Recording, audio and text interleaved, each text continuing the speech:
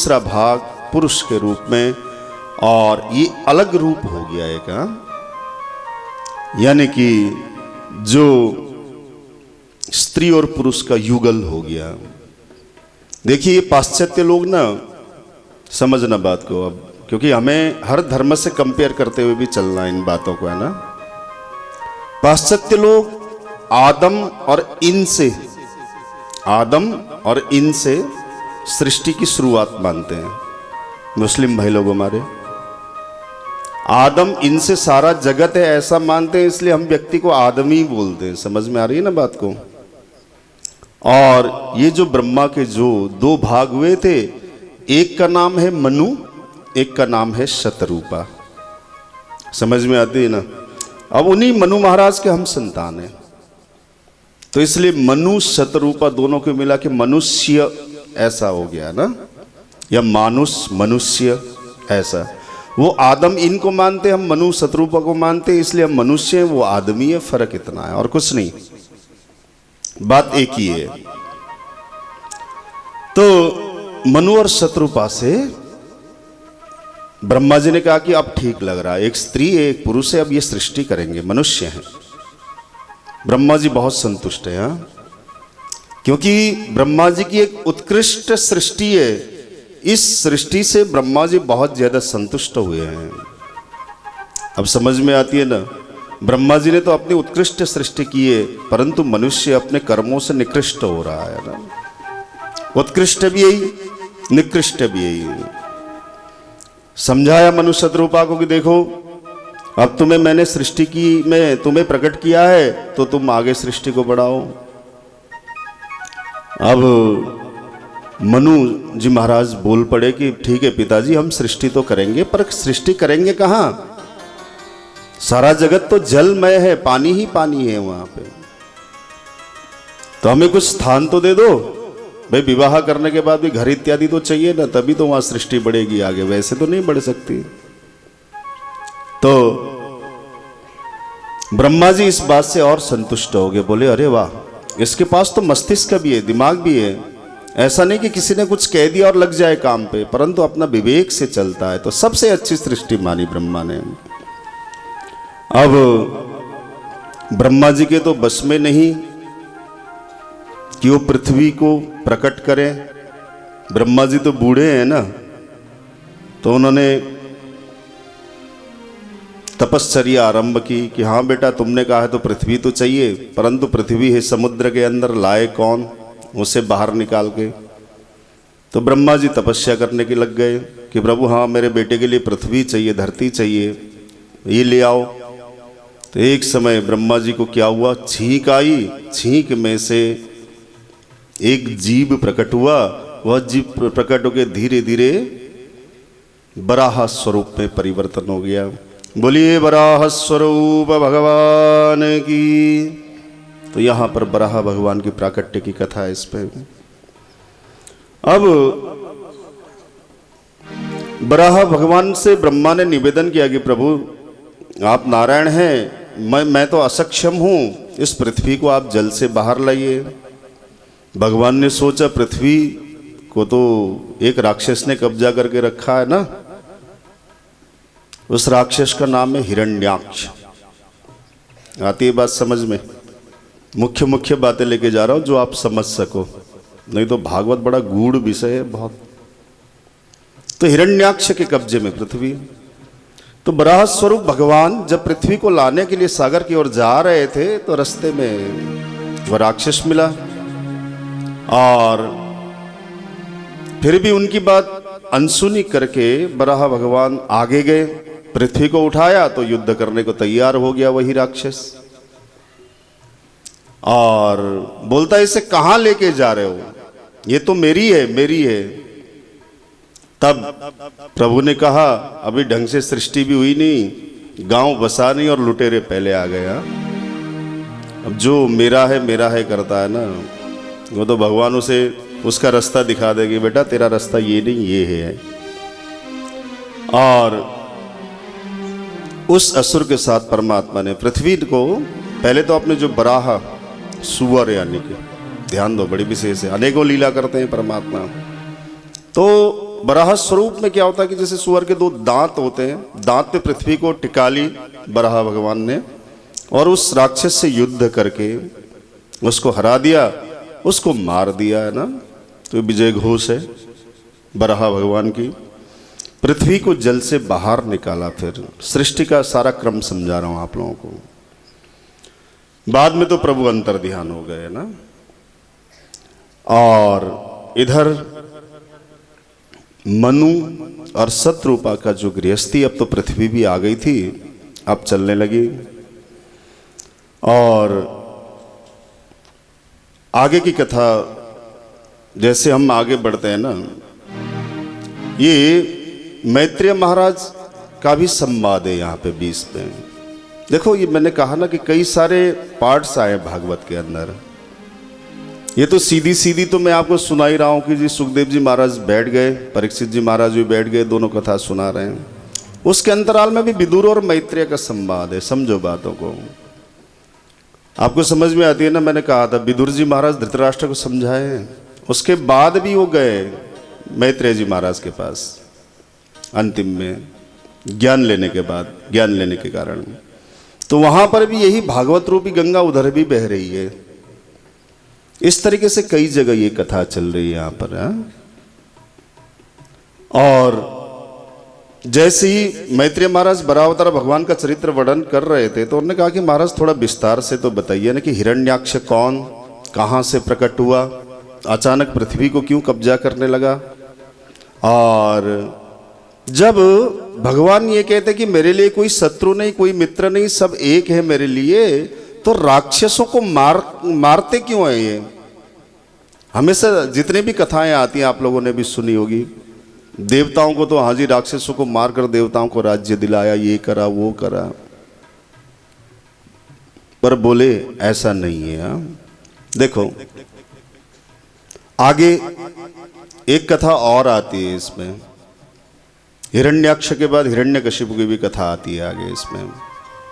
हिरण्यकशिपु की कथा से भगवान जो काम करते हैं ना बड़े विशेष होते हैं। देखिए ये भागवत कुछ और है, कथा कुछ और है, अंतरात्मा में कुछ और चीज छिपी हुई है यहाँ पे। हिरण्याक्ष समझो नाम को पहले, जिनके आंखों में हिरण्य हो, हिरण्य बोलते हैं सोने को, अक्ष कहते हैं आंखों को, यानी कि लोभ का नाम है। एक देखो 2 तरह के लोभ होते हैं, एक तो भोग वृत्ति लोभ, एक संग्रह वृत्ति लोभ।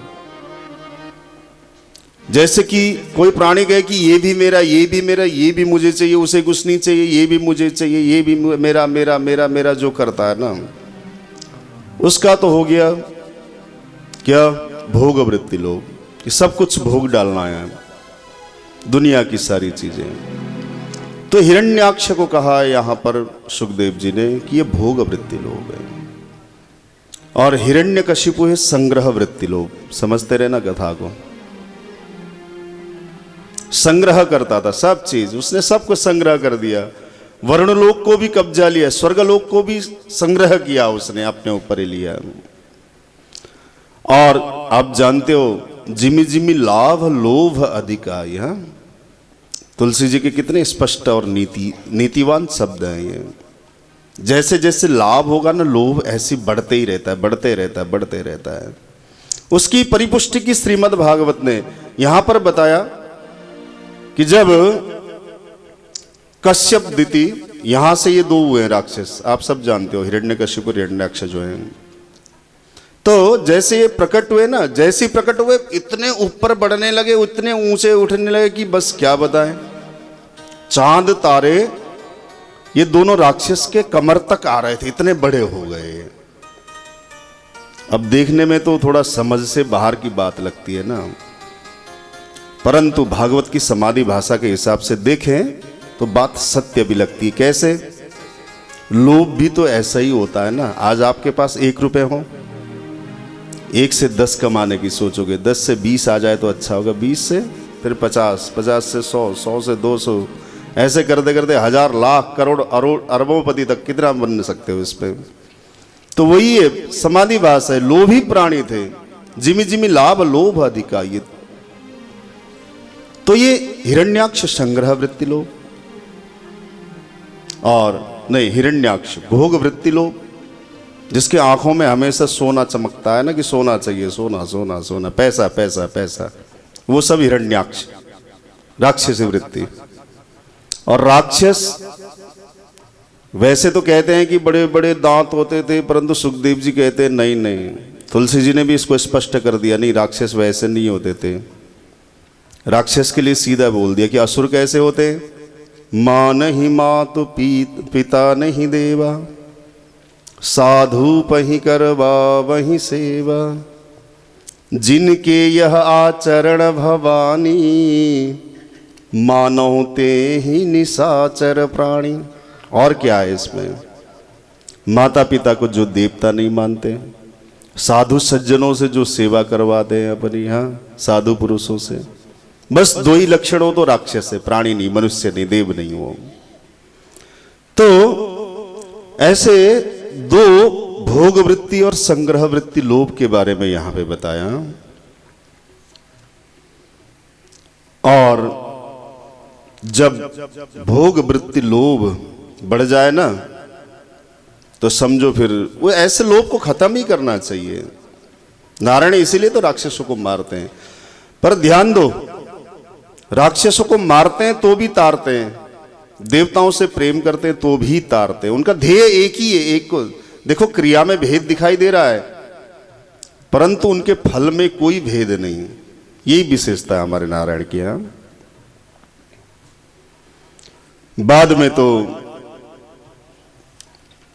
अब जब आप जानते हो, बराह भगवान ने हिरण्याक्ष को मार दिया, तो हिरण्यकशिपु ने फिर से तपश्चर्या आरंभ की है। यहाँ पर बहुत ज्यादा तपश्चर्या की, क्रोधित होकर।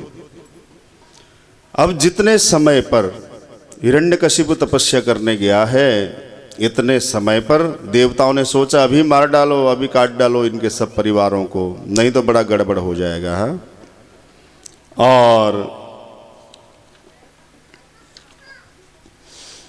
जैसी ये उपक्रम मचाया, तो हिरण्यकशिपु को तो कुछ पता नहीं है, वो तो तपश्चर्या में आनंदित हो रहा था।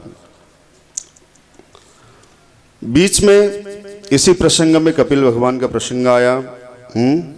अब यहाँ पे मनुकर्दम संवाद पर्यंत, अब देखो कायदे में पहले दिन की कथा यहाँ तक होनी चाहिए। मनुकर्दम संवाद प्रथमे हानिकार है, तो ऐसा लिखा हुआ है। अब इसमें मेरी गलती नहीं है ना, कहीं आप सोचें। पहले अब कथा में हमें क्या होता था कि कथा के हिसाब से देखा जाएगा तो घटिका द्वयम, विश्राम का समय पूरे दिन में 2 घड़ी का, यानी कि 48 मिनट विश्राम करो, बाकी सुबह से शाम तक कथा ही चलते रहो।